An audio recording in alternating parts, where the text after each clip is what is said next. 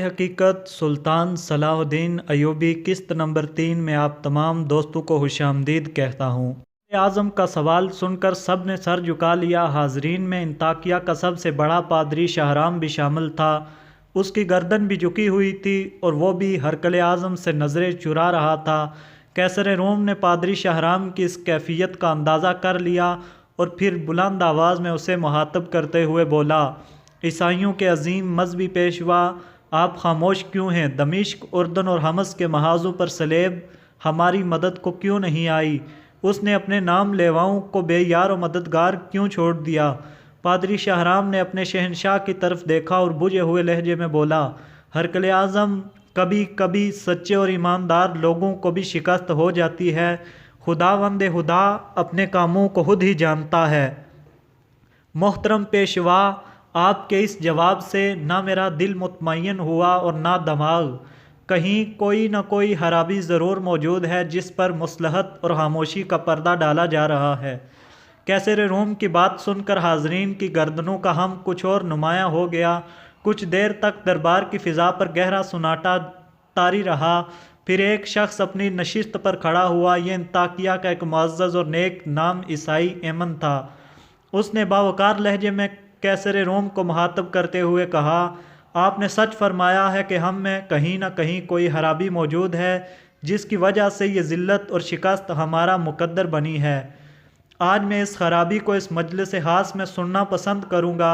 قیصر روم کے لہجے سے بدستور تلخی جھلک رہی تھی۔ ہرقل اعظم، اس بات کا یقین دلائیں کہ مجھے سچ بولنے کی سزا نہیں دی جائے گی۔ ایمن کے چہرے سے ہلکا سا خوف جھلک رہا تھا۔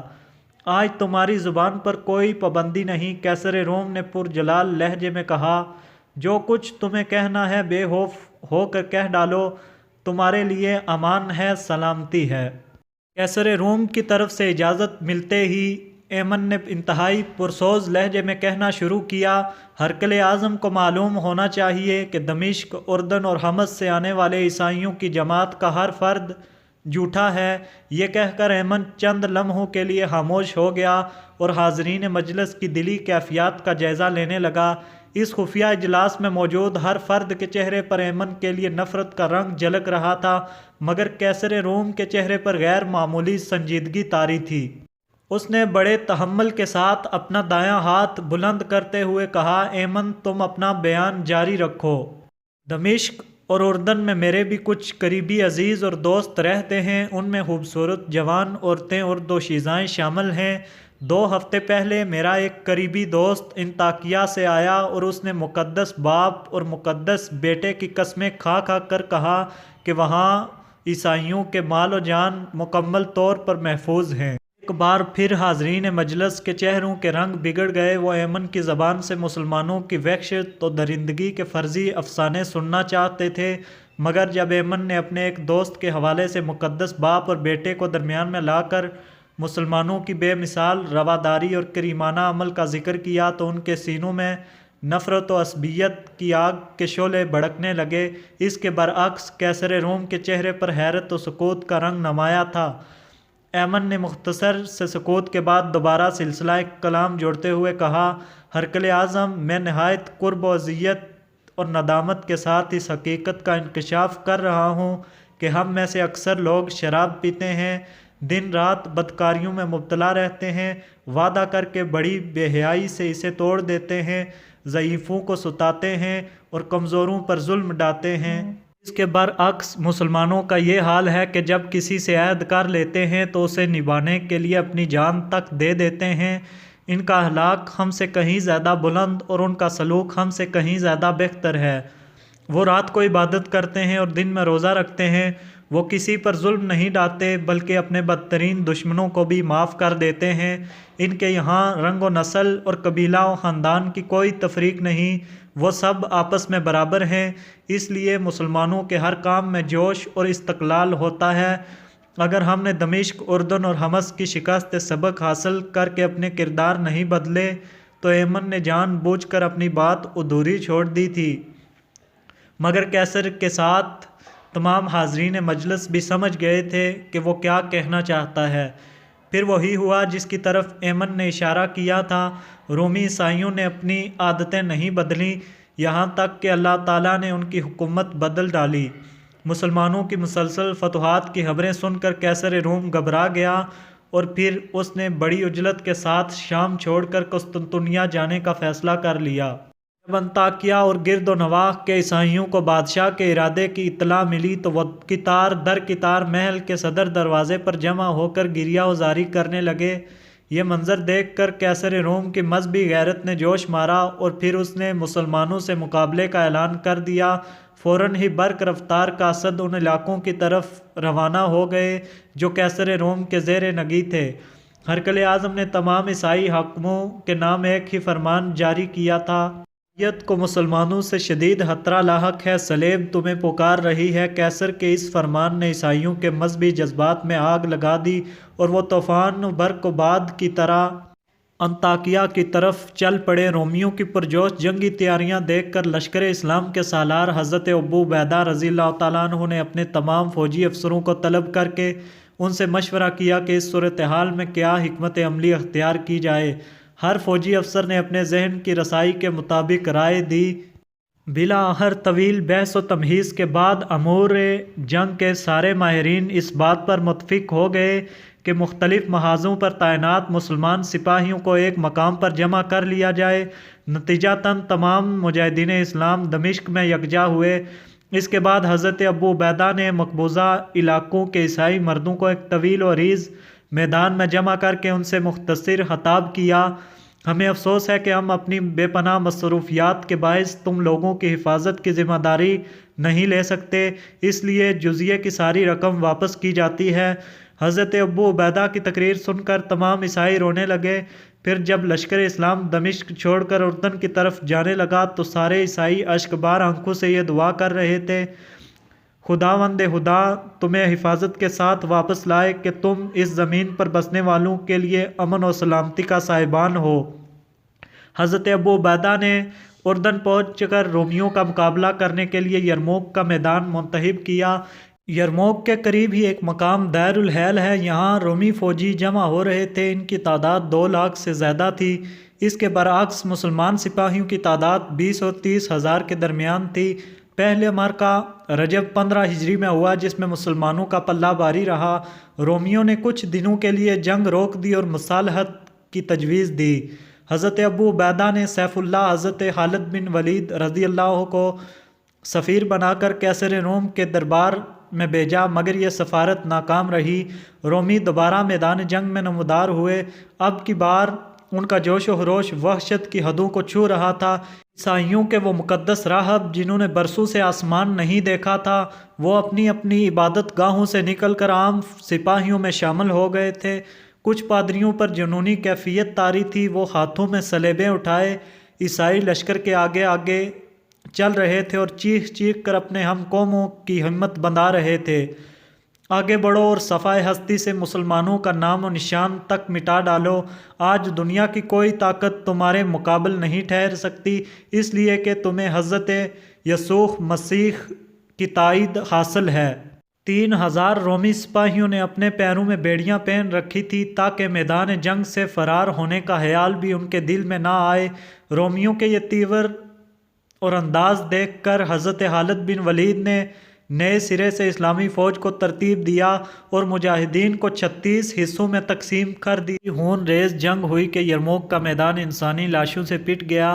اس معرکہ آرائی میں 1 لاکھ سے زیادہ رومی سپاہی قتل ہوئے اور 3000 اہل ایمان نے جام شہادت نوش کیا۔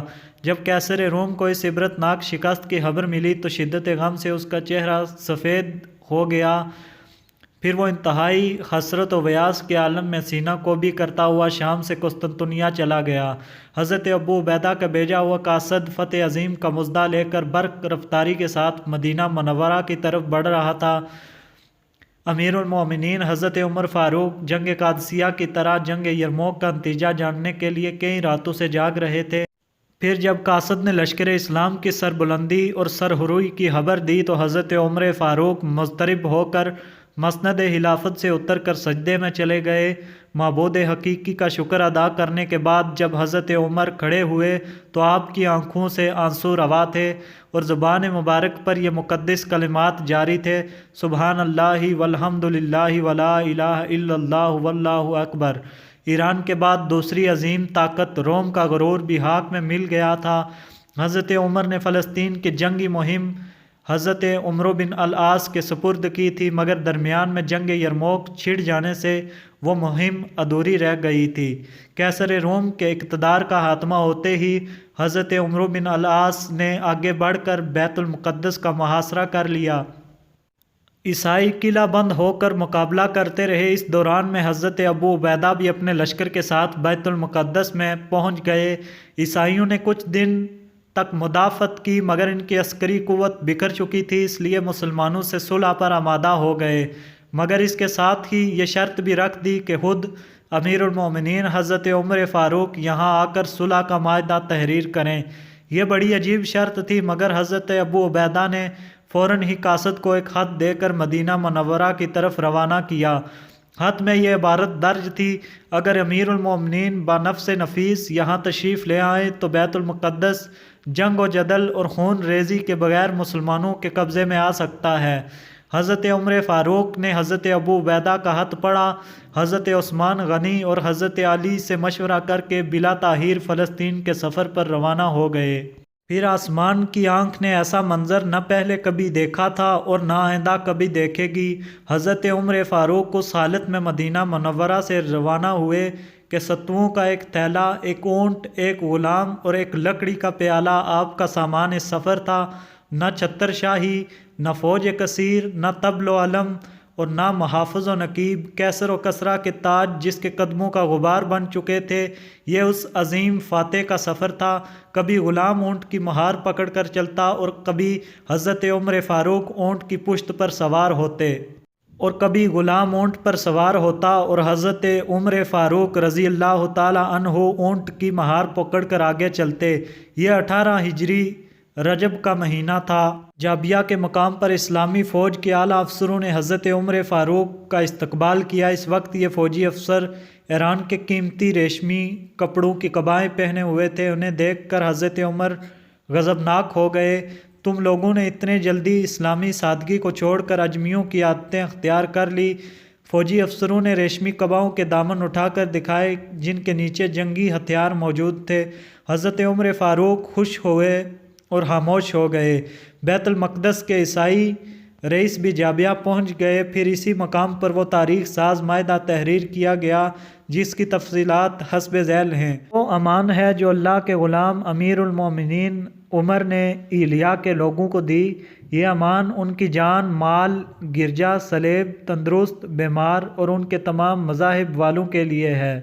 ان کے گرجاؤں میں نہ سکونت اختیار کی جائے گی اور نہ وہ ڈھائے جائیں گے، یہاں تک کہ ان کے احاطے اور 4 دیواریاں بھی محفوظ رہیں گی۔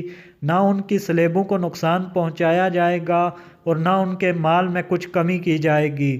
مذہب کے بارے میں ان پر کوئی جبر نہیں کیا جائے گا۔ واضح رہے کہ ایلیا میں ان لوگوں کے ساتھ یہودی رہنے نہیں پائیں گے۔ ایلیا والوں پر فرض ہے کہ وہ دوسرے شہروں کی طرح جزیہ ادا کریں اور یونانیوں کو اپنے علاقوں سے نکال دیں۔ ان یونانیوں میں سے جو شہر سے نکلے گا اس کی جان و مال کی حفاظت کی جائے گی جب تک وہ اپنی جائے پناہ پر نہ پہنچ جائے، اور ان میں سے جو ایلیا ہی میں سکونت اختیار کرے اس کے لیے بھی امان ہے، مگر اسے ایلیا والوں کی طرح جزیہ دینا ہوگا۔ ایلیا والوں میں سے جو شخص اپنی جان و مال لے کر یونانیوں کے ساتھ نکل جانا چاہے تو وہ بھی مامون و محفوظ ہے۔ اس تحریر پر اللہ، رسول، خلفاء اور مسلمانوں کا ذمہ ہے، بشرط یہ کہ یہ لوگ مقررہ جزیہ ادا کرتے رہیں۔ اس معاہدے پر حضرت خالد بن ولید، عمرو بن العاص، عبد الرحمن بن عوف اور معاویہ بن سفیان گواہ ہیں۔ یہ معاہدہ 18 ہجری میں تحریر کیا گیا۔